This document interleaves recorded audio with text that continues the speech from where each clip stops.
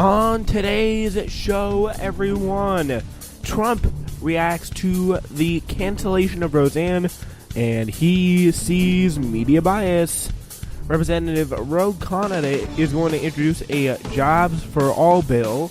That'll be very exciting. See what he has in mind. Take a look at a lawsuit against North Carolina, the North Carolina justice system, and it shows how it keeps people poor in a really perfect way. And we're also going to talk about how Harvey Weinstein just got indicted by the New York police. Also, China is reportedly looking to add countries against the U.S. in the pending trade war. Some of them may be even allies. Chuck Schumer is not cutting it. That's our final story of the day. We're going to get to all of them. Just trust me. Hang with me now. All right, we will be perfectly fine, everyone. Today, we're going to do 30 minutes of great stuff here today. So, U.S. President Donald Trump on Wednesday suggested an executive behind ABC's cancellation of the sitcom Roseanne was biased, while the White House said it did not defend Roseanne's racist tweet that sparked the decision. So, yeah, of course, Donald Trump lost the only show that liked him on TV, which was pretty shocking. It was, and all the writers were liberal, but the only thing was Roseanne, who's kind of the show, was not. Because, I mean, people are like, oh, maybe will there be a Roseanne without Roseanne? No, there won't be, because Roseanne is literally the name of the show, and she's not going to be there anymore, so it doesn't really matter. But the point is, Barr sparked widespread anger, Reuters explains, with a tweet on Tuesday comparing black former Obama administration advisor Valerie Jarrett to an ape. Barr wrote now in a now deleted message that that if the Islamist movement proved that if the Islamist political movement, the Muslim Brotherhood, and Planet of Apes had a baby, it would equal Valerie Jarrett. As you all know by now, the tweet led ABC network owned by Walt Disney to cancel its hit revival of her Roseanne sitcom. Trump had said the program's popularity is evidence that his supporters, including Barr, want the show to speak to their concerns. Jarrett said on Tuesday that Disney CEO Bob Iger had called her before ABC's announced the show's cancellation. And honestly, one of the big things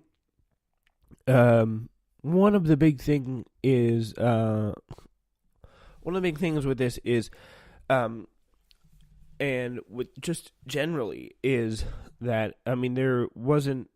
It just shows you that there was a close bond between the president and Roseanne, because if you didn't know, after the big hit premiere, it had like 18 million viewers or something, Trump called in Roseanne to say, "Oh, congratulations, doing such a great job." So he really liked the show. He was a big fan of the show.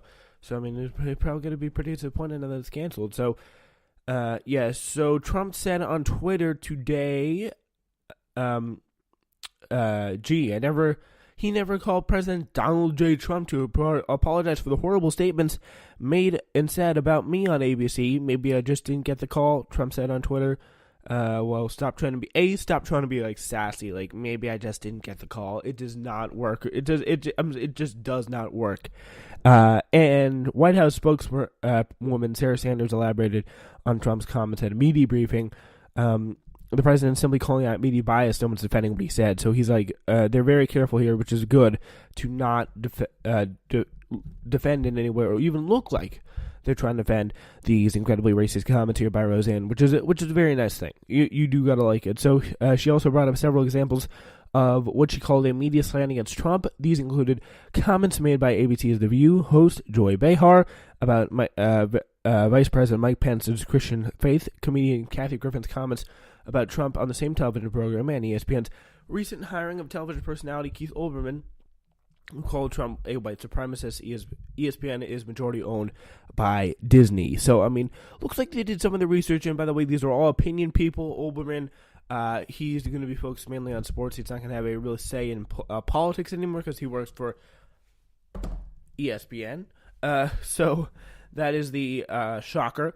But Joy Behar and Kathy Griffin, they're both heavily opinionated people. Kathy Griffin is not even associated with ABC, and so it's kind of ridiculous to ask her. And Joy Behar, again, this opinion person, in the new ABC news programs are definitely not, they have no Trump slant at all. Like, let's be real here. They have no Trump slant whatsoever. Iger last year quit a Trump advisory council because of the president's decision to withdraw from the Paris Climate Accord. Iger told Vogue last month that he considered running for president, but decided to focus on business. Please don't. And in response to all this, in her reaction, she said she would leave Twitter, but she definitely changed her mind here. But Barr blamed her late night sleep message. Barr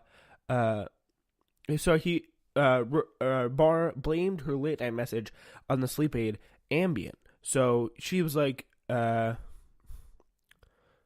is the tweet that she wrote. It was 2 a.m. and I was Ambien tweeting. It was Memorial Day too. I went too far and do not want to defend it, but it was egregious, indefensible, and unfortunately, Ambien's maker, Sanofi, has responded. While all pharmaceutical treatments have side effects, racism is not a known side effect of any Sanofi medication, its U.S. arm said on Twitter.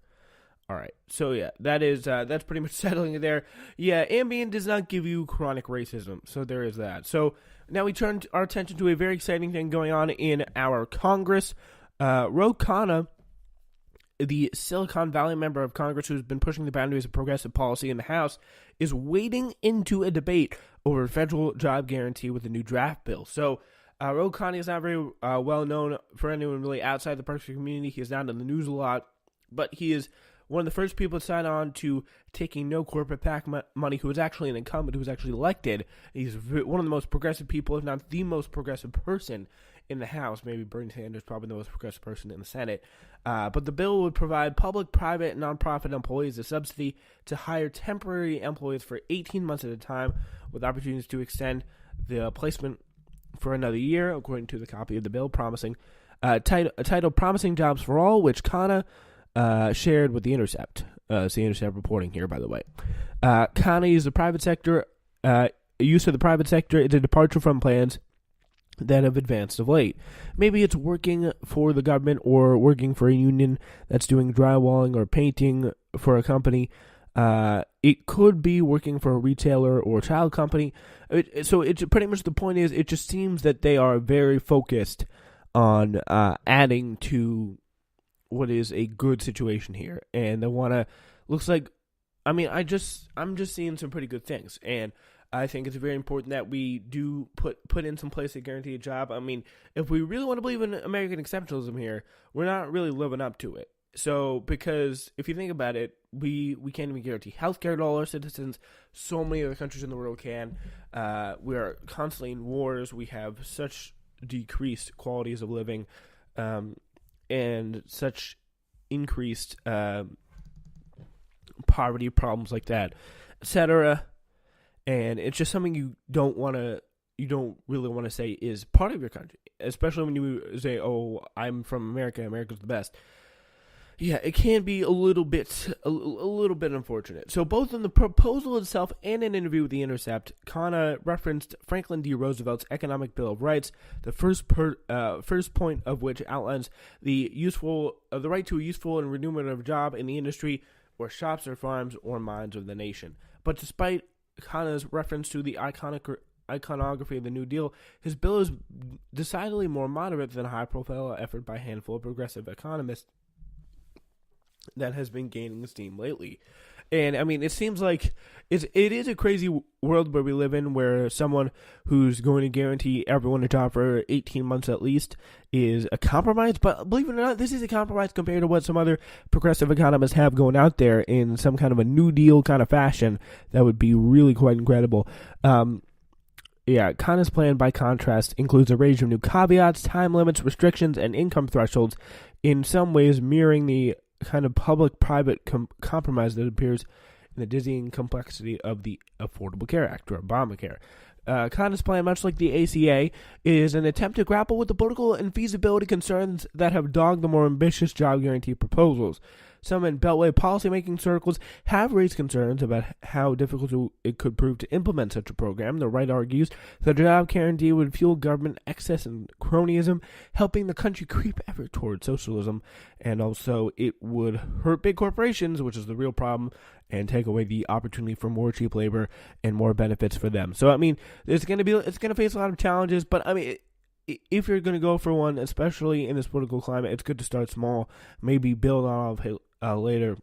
But in this political climate, I think, it's going to be better to take a step back here and really evaluate what you want to do, when you want to do it, etc. And just know what you're getting into here, because it's going to be a long slog down a pretty long road. So anyway, we are we're living in very exciting times here. We get a re-energized progressive movement, and it's just some good stuff. We're putting out some pretty amazing things here. All right, so now we are going to move on. Thank you so much for sticking with us here on News Flash. Harvey Weinstein, the disgraced filmmaker, has been indicted on Wednesday on 2 counts of rape and a single count of criminal sexual acts. The charges, again, obviously, according to Variety, match the ones filed in a complaint last Friday by the Manhattan District Attorney's Office. So, really, this is no surprise here. Harvey Weinstein is gonzo. He is out, and that makes a very happy obviously his victims, and I can't presume to really say how they're feeling at the moment, but you can obviously imagine that they're incredibly happy. They maybe feel fulfilled. They feel as though, I guess that their national nightmare is over, at least that this guy's not going to be able to do any more harm to any more people. In just the wrecking ball he's taken to so many people's lives through his inappropriate sexual advances. Because, not only these people, even big people like Ashley Judd, people we associate as big names in the acting business, missed out in big opportunities. For example, Ashley Judd was actually going to be in the Lord of the Rings series, but when the director of the Lord of the Rings, Peter Jackson, went to Harvey Weinstein for a possible movie recommendation, what Harvey Weinstein said was, no, don't work with Ashley Judd. She's a bitch, and she's just really hard to get along with. And that really tanked her career. And she could have been in a big role in that film, which is just pretty disappointing. So, the indictment brings the defendant another step closer to accountability for the crimes of violence with which he is now charged, DA Cyrus Vance Jr. said in a statement. Our office will try this case not in the press, but in the courtroom where it belongs. The defendant's recent assault on the integrity of the survivors in the legal process is predictable. We are confident that when the jury hears the evidence, it will reject these attacks out of hand.